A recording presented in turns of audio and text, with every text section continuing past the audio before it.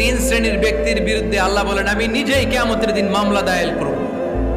I will be against them in the day of judgment. Three categories of people I will be against them in the day of judgment. তিন শ্রেণীর লোক কিয়ামতের দিন তারা ছাড় পাবে না। আল্লাহ বলেন আমি নিজেই তাদের বিরুদ্ধে মামলা দায়ের করব। এর মধ্যে এক শ্রেণীর লোক হচ্ছে রাজুলুন ইস্তাআজারা জিরান ফাস্তাউফা মিনহু ওয়া লাম ইউতি আজরা। একজন শ্রমিক ভাড়া করে তার কাছ থেকে কাজ নিয়েছে কিন্তু তার পারিশ্রমিক আদায় করে নাই। এরকম আছে না নাই? দাপট দেখায় ইউনিভার্সিটির ক্যান্টিনগুলোতে। ইউনিভার্সিটির ক্যান্টিনে যে খায় মাগার বিল দেয় না, এরকম ডাকাইত আছে না নাই?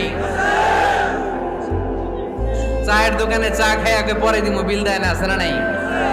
দোকানে যে পণ্য কিনে বিল দেয় না পরে দিমু, আছে না নাই?